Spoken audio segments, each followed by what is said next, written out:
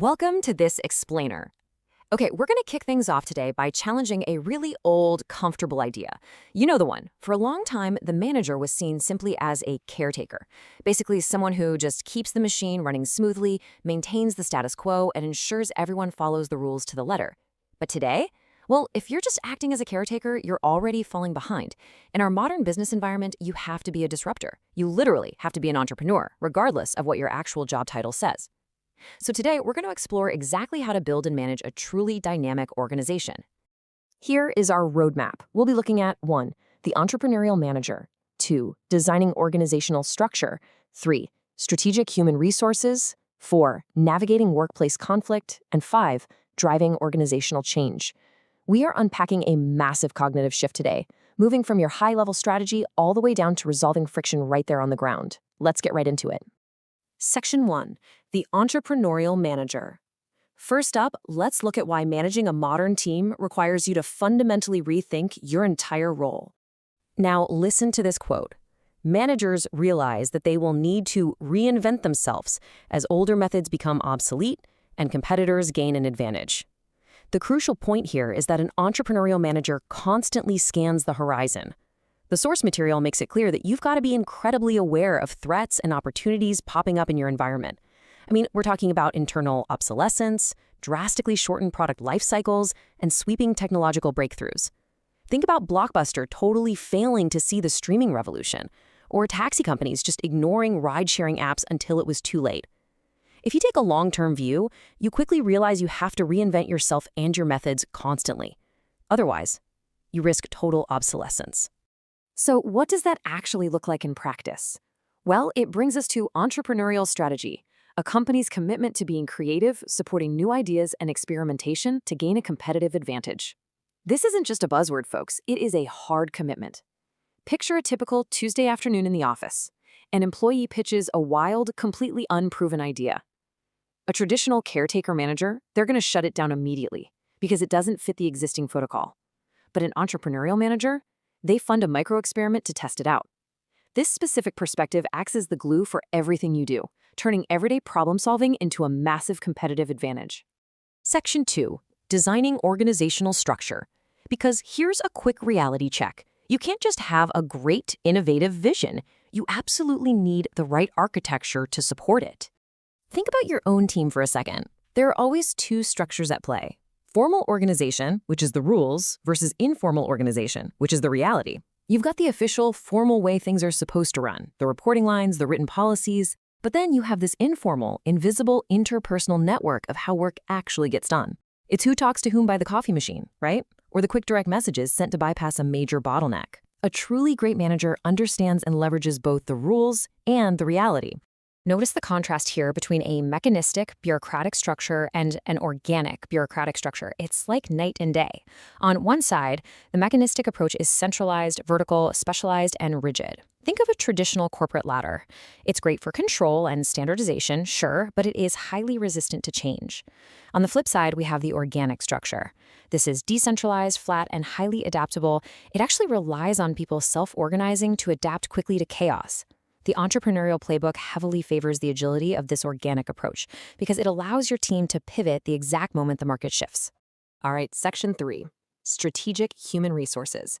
Once you have your organizational structure designed, you actually have to fill it with the right people. We have to fundamentally shift our view of HR. Historically, HR was often seen as the corporate fun police or just paperwork pushers focused strictly on compliance. But today, we are talking about human capital. This is the current and potential knowledge, skills, and abilities of employees that create value for an organization. In today's economy, human capital is your ultimate competitive advantage. Competitors can absolutely reverse engineer your product or copy your marketing strategy, but there's no way they can reverse engineer your people. Your people are rare, highly valuable, and incredibly difficult to imitate. And this brilliantly illustrates the full employee life cycle. We've got attraction, recruitment, onboarding, development, retention, and separation. Think of a single employee's journey with your company. It literally starts the very second they scroll past your job ad. That's attraction. And it continues through their first day, their development, all the way to the day they eventually move on. Managing human capital strategically means you are just winging it. You're actively optimizing an incredible, supportive experience at every single one of these touchpoints. Moving on to Section 4, Navigating Workplace Conflict. Because let's be real, when you put diverse human capital into any organizational structure, friction is completely inevitable. So what should a manager do about an employee who is always late?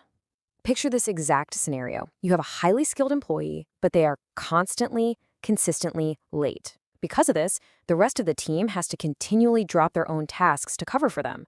It's incredibly annoying. Now, most of us hate conflict, right? We just want to avoid the awkward conversation.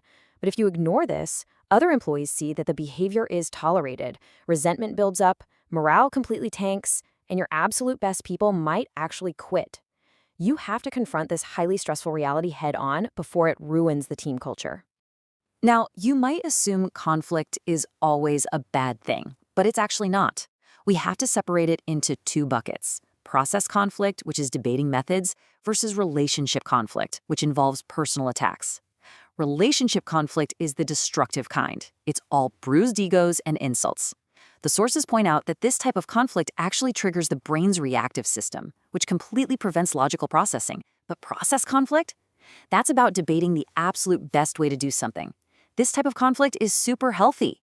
It can massively boost innovation because your people are pushing each other to identify a far superior solution. When friction hits, your people are going to react in one of two ways. They'll either choose constructive responses, like perspective taking and creating solutions, or destructive responses, like focusing purely on winning the argument, displaying anger, or retaliating.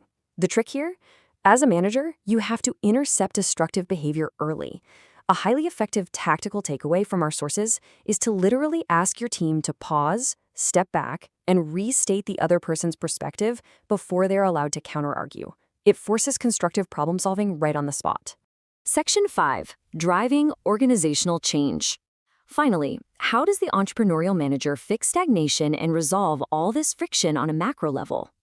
When an organization needs to shift, you basically have two fundamental paths: top-down change, which is mechanistic and centralized, versus emergent, bottom-up change, which is participatory and self-organizing. Top-down relies on a small group of executives designing the change and pushing it down the hierarchy.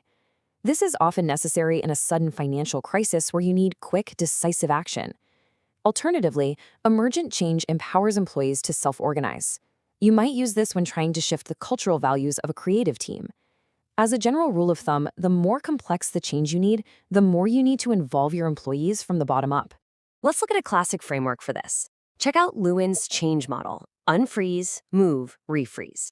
Think of your organization as a giant block of ice. First, you unfreeze. You absolutely have to disrupt the status quo, melting the existing routine so people realize change is necessary. Next, you move. You pour that melted water into a brand new mold, taking action and introducing new systems. Finally, you refreeze. You establish the new ways of doing things as the permanent standard, freezing the new mold so you don't just slide back into old habits. Or if you're in a highly centralized environment that requires a planned top-down approach, you might use Kotter's 8-step change model.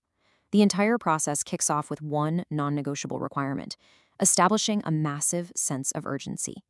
The sources actually call this creating a burning platform, making it crystal clear that the organization simply cannot survive if it keeps doing what it's doing. From there, you form a powerful coalition, communicate the vision, create short-term wins, and ultimately anchor that change deep into the corporate culture. We've covered a massive amount of ground today, right? From shifting your mindset to an entrepreneurial one, to designing adaptable structures, leveraging human capital, constructively handling conflict, and driving real change. I want to leave you with this provocative thought to apply to your own daily work. Are you managing for yesterday's stability or leading for tomorrow's disruption? Examine your own playbook and ask yourself honestly if you're truly ready for the disruption ahead. Thanks for joining me for this explainer.